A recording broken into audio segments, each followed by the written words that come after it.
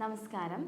രാവിലെ ശരിയായ രീതിയിൽ കറക്റ്റായിട്ട് വയറ്റിൽ നിന്ന് പോകാൻ വേണ്ടിയിട്ട് അല്ലെങ്കിൽ ശോധനക്കുറവുള്ള ആളുകൾ രാത്രി കിടക്കുന്നതിന് മുന്നേ ചെയ്യേണ്ട 3 കാര്യങ്ങളാണ് നമ്മളിന്ന് ഡിസ്കസ് ചെയ്യാൻ പോകുന്നത്. പ്രധാനമായിട്ടും ആദ്യത്തെയായിട്ടും വളരെ സിമ്പിളായിട്ടും ചെയ്യേണ്ടതാണ് 1 ടീസ്പൂൺ ആവണക്കെണ്ണ ആഫ്റ്റർ ഫുഡ് ഭക്ഷണം കഴിച്ച് ഒരു 10-15 മിനിറ്റിന് ശേഷം കുടിക്കുന്നത് നമുക്ക് പിറ്റേ ദിവസം ശോധന കറക്റ്റായിട്ട് പോകാൻ വേണ്ടി നമ്മളെ സഹായിക്കും എന്നുള്ളതാണ്. പ്രധാനമായിട്ടും നമ്മുടെ ശരീരത്തിലുണ്ടാകുന്ന ദഹന വ്യവസ്ഥകൾ ഓപ്പോസിറ്റ് ആയിട്ട് നടക്കുമ്പോഴാണ് ദഹനത്തിൽ പ്രശ്നങ്ങൾ വരിക അല്ലെങ്കിൽ ശോധനക്കുറവ് വരിക എന്നുള്ളൊരു പ്രോസസ്സ് ഉണ്ടാകുന്നത്. ശോധനക്കുറവ് എന്നെങ്കിലും ഒരു ദിവസം മാത്രം ടോയ്ലറ്റിൽ പോകാതിരിക്കുന്നതിന് ഒരിക്കലും നമുക്ക് വയറ്റിന് ബുദ്ധിമുട്ടോ അല്ലെങ്കിൽ മലബന്ധം അല്ലെങ്കിൽ ശോധനക്കുറവെന്ന് പറയാൻ പറ്റില്ല. തുടർച്ചയായിട്ടും അല്ലെങ്കിൽ ശോധന പോകുമ്പോഴുണ്ടാകുന്ന പ്രയാസങ്ങളെ വെച്ചിട്ടാണ് നമ്മൾ അതൊരു ഡിസോർഡർ അല്ലെങ്കിൽ ഒരു ആരോഗ്യ പ്രശ്നം ശരീരത്തിലുണ്ട് എന്ന് മനസ്സിലാക്കാൻ പറ്റുള്ളൂ. അപ്പോൾ ദഹന വ്യവസ്ഥ എന്ന് പറയുന്നത് ശരീരത്തിൽ എപ്പോഴും ആഹാരം നമ്മൾ എത്രത്തോളം നല്ല ഫുഡുകൾ എടുക്കുന്നോ അതേപോലെ തന്നെ ഇമ്പോർട്ടൻ്റ് ആണ് ശരീരത്തിൽ വേസ്റ്റ് ആയിട്ടുള്ള പ്രോഡക്റ്റുകൾ നമ്മുടെ ശരീരത്തിൽ നിന്ന് പോകുക എന്നുള്ളത്. അതല്ലെങ്കിൽ എന്നുണ്ടെങ്കിൽ നമ്മുടെ ശരീരത്തിൽ ഒരുപാട് ഡിസോർഡേഴ്സ് അല്ലെങ്കിൽ അത് നമ്മളുടെ ഡേ ടു ഡേ ലൈഫിനെയൊക്കെ ബാധിക്കും എന്നുള്ളത് പ്രധാനമായിട്ടും നോട്ട് ചെയ്യേണ്ട ഒന്നാണ്. ദഹന വ്യവസ്ഥ എന്നുള്ളത് നമ്മളുടെ ആമാശയത്തിലും അന്നനാളത്തിലും അതുപോലെ തന്നെ ചെറുകുടലിലും തുടങ്ങിയിട്ട് അല്ലെങ്കിൽ അതിലൂടെ പാസ് ചെയ്തിട്ട് വൻകുടൽ വെച്ചിട്ടാണ് ഏറ്റവും ലേറ്റസ്റ്റ് ആയിട്ടുള്ളൊരു പ്രോസസ്സ് അല്ലെങ്കിൽ ദഹന വ്യവസ്ഥയുടെ ലാസ്റ്റ് പോർഷൻ നടക്കുന്നത്.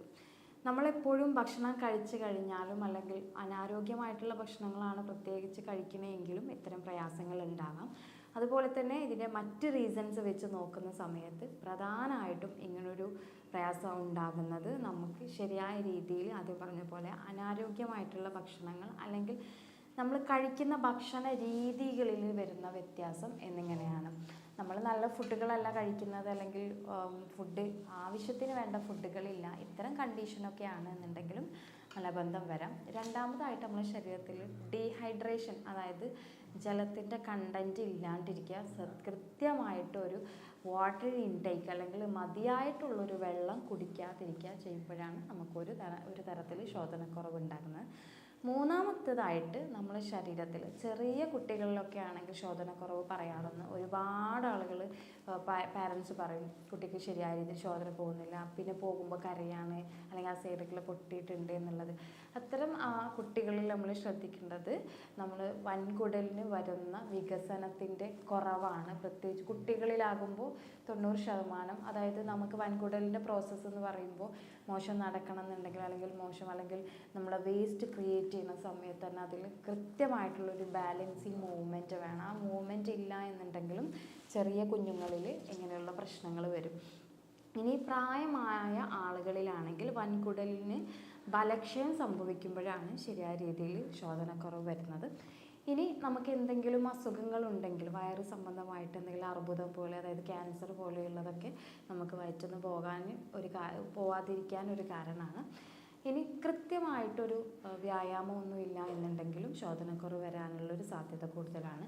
ഞരമ്പ് സംബന്ധമായിട്ട് എന്തെങ്കിലും, അതായത് നമ്മളുടെ ശരീരത്തിനകത്ത് പ്രത്യേകിച്ച് വൻകുടലിൽ അല്ലെങ്കിൽ നമ്മളുടെ ബോഡിക്കുള്ളിലായിട്ട് തന്നെ ഇത്തരം പ്രോസസ്സുകൾ നടക്കാൻ ആവശ്യമായിട്ടുള്ള രീതികളിൽ വരുന്ന ഞരമ്പുകളുടെ പ്രശ്നങ്ങളുണ്ട് എന്നുണ്ടെങ്കിൽ നമുക്ക് ഇത്തരം പ്രയാസങ്ങൾ ഉണ്ടാകും.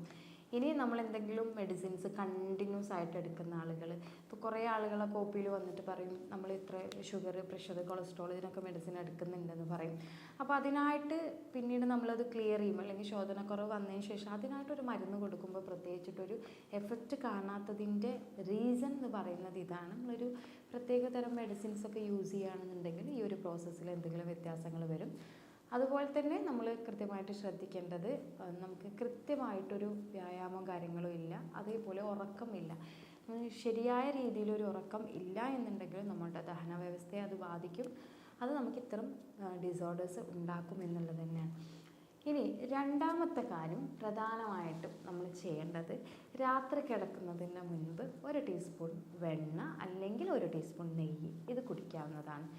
അപ്പോൾ ഇതിലെങ്ങനെയാണെന്ന് ചോദിച്ചു കഴിഞ്ഞാൽ കുറേ ആളുകൾ പറയും ഡോക്ടർ ഞാൻ ഒരുപാട് ഫൈബർ റിച്ച് ആയിട്ട് നാരുകൾ അടങ്ങിയിട്ടുള്ള ഭക്ഷണങ്ങൾ കഴിക്കുന്നുണ്ട്, ബട്ട് എനിക്ക് കോൺസ്റ്റിപ്പേഷൻ്റെ ബുദ്ധിമുട്ടുണ്ട് എന്നുള്ളത്. അത് എന്തുകൊണ്ടാണെന്ന് ചോദിച്ചു കഴിഞ്ഞാൽ ഫൈബർ റിച്ച് അല്ലെങ്കിൽ നാരുകൾ ശരീരത്തിൽ കുറവുള്ള ആളുകൾക്ക് മാത്രമാണ് അത് കഴിച്ചു കഴിഞ്ഞാൽ വ്യത്യാസങ്ങൾ വരിക.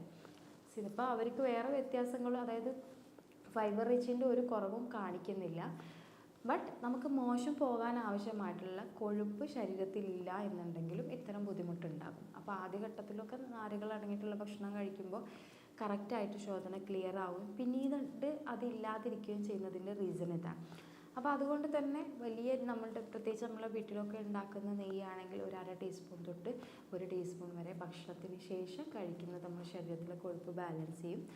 ബട്ട് നമുക്ക് കൃത്യമായിട്ടുള്ള ഡയറ്റ് ബാലൻസ് ഉണ്ടായിരിക്കണം നിർബന്ധമാണ്. കാരണം നല്ല വെള്ളം കുടിക്കുക, നമ്മൾ ഫിസിക്കൽ എക്സസൈസ് അല്ലെങ്കിൽ ഫിസിക്കൽ ആക്ടിവിറ്റീസുകൾ ഉണ്ടായിരിക്കുക, ശരീരത്തിൽ കൊഴുപ്പ് അടിഞ്ഞു കൂടാനുള്ളൊരു സിറ്റുവേഷൻ നമ്മൾ വരുത്താണ്ടിരിക്കുക എന്നുള്ളതൊക്കെ പ്രധാനപ്പെട്ട ഒരു കാര്യമാണ്.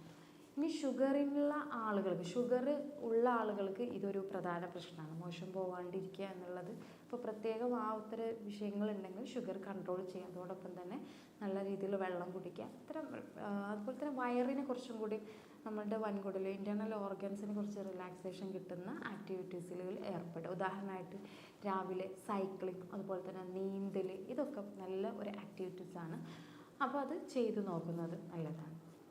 മൂന്നാമതായിട്ട് നമ്മൾ ശ്രദ്ധിക്കേണ്ട കാര്യമാണ് രാത്രി ഭക്ഷണത്തിന് ശേഷം ഒരു അവക്കാഡോ അതല്ലെങ്കിൽ കിവി, ഈ ഫ്രൂട്ട്സുകൾ ഇതിലേതെങ്കിലും ഒന്ന് കഴിക്കുന്നതും നല്ല രീതിയിൽ വ്യത്യാസങ്ങൾ ഉണ്ടാക്കാൻ നമ്മളെ സഹായിക്കും. അപ്പോൾ ഇത്തരം 3 കാര്യങ്ങൾ നിങ്ങൾ ലൈഫിൽ പകർത്തി നോക്കുക എന്നുള്ളതാണ്. അതോടൊപ്പം ആദ്യം പറഞ്ഞിട്ടുള്ള കാര്യങ്ങളൊക്കെ കൃത്യമായിട്ട് അനലൈസ് ചെയ്യാം.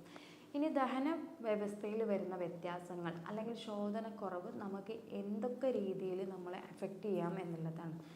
അപ്പോൾ ആദ്യഘട്ടത്തിൽ മലദ്വാരത്തിൽ ഉണ്ടാകുന്ന ബുദ്ധിമുട്ടുകൾ തന്നെയാണ് മലബന്ധം സ്ഥിരമായിട്ട് നിൽക്കുന്ന ആളുകളിൽ ഉണ്ടാവുക.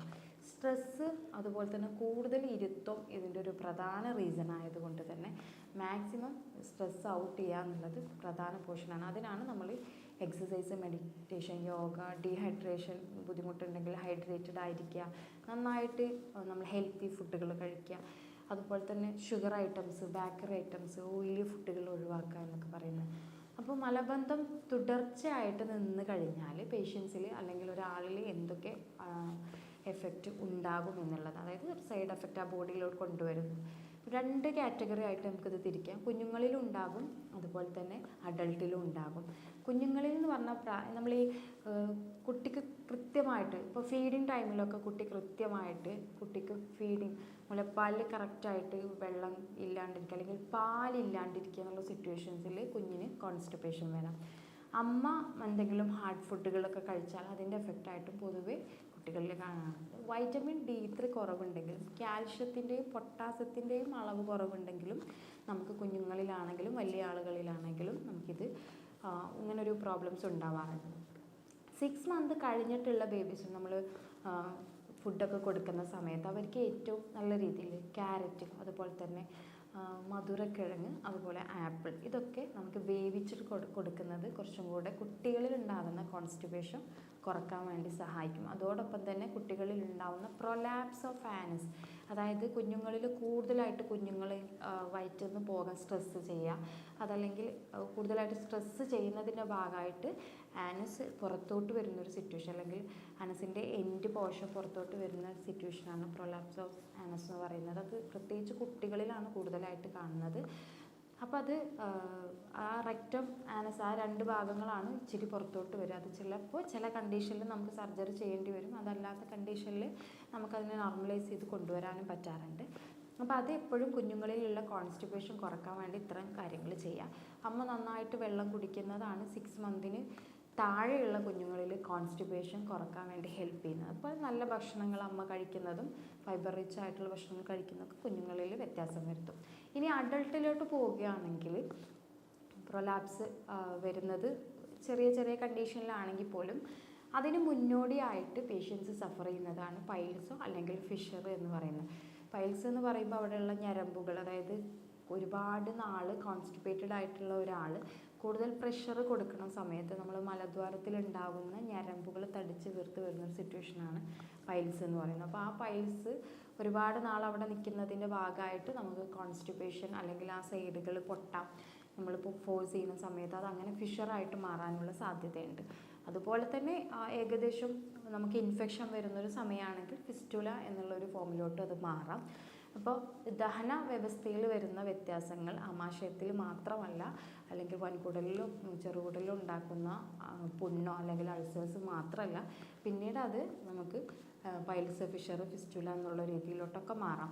അപ്പോൾ ഏറ്റവും കൂടുതൽ സഫർ ചെയ്യുന്നൊരു കാര്യം എന്ന് പറയുമ്പോൾ മോഷൻ പ്രൊലോങ്ങഡായിട്ട് നിൽക്കുന്ന ആളുകൾ സഫർ ചെയ്യുന്നതാണ് ഫിഷർ എന്ന് പറയുന്നത്. അതായത് ആ സൈഡുകളിൽ പൊട്ടിയിട്ട് അവിടെ വേദന, അതുപോലെ തന്നെ ബ്ലീഡിങ് വരിക എന്നുള്ളത്. പൈൽസിൻ്റെ സിംറ്റംസ് എന്ന് പറയുമ്പോൾ അല്ലെങ്കിൽ ലക്ഷണങ്ങൾ എന്ന് പറയുമ്പോൾ മിക്കപ്പോഴും പേഷ്യൻസിന് സഫർ ചെയ്യാൻ പറ്റുന്നതായിരിക്കും. അതായത് നമുക്ക് കൺട്രോൾ ചെയ്യാൻ പറ്റുന്ന, അതായത് ചിലപ്പോൾ ബ്ലീഡിങ് ഉണ്ടാകാം, ഒരു തടിപ്പ് ഉണ്ടായിരിക്കാം, അല്ല ഇച്ചിരി പ്രയാസങ്ങളുണ്ടെങ്കിലും ഫിഷറിൻ്റെ ബുദ്ധിമുട്ട് ഒരിക്കലും പേഷ്യൻറ്റിനെ കൊണ്ട് കൺട്രോൾ ചെയ്യാൻ പറ്റാത്തതാണ്. കാരണം ആ സൈഡുകൾ പൊട്ടുന്ന സമയത്ത് നല്ല ഹെവി പെയിനും അത് മാറിയെടുക്കാനുള്ള ഒരു ബുദ്ധിമുട്ടും, നമുക്ക് ഇതിൽ കൂടുതൽ സ്ട്രെയിൻ ചെയ്താലും മോശം പോയാലും പ്രയാസം, മോശം പോവാണ്ടിരുന്നാലും പ്രയാസം, അങ്ങനെ ആയിരിക്കും ടോട്ടലി ഫിഷറുള്ള പേഷ്യൻസ് ഉള്ളൊരു വേദന അല്ലെങ്കിൽ അതിൻ്റെ ഒരു കണ്ടീഷൻ്റെ സ്വഭാവം എന്ന് പറയുന്നത്.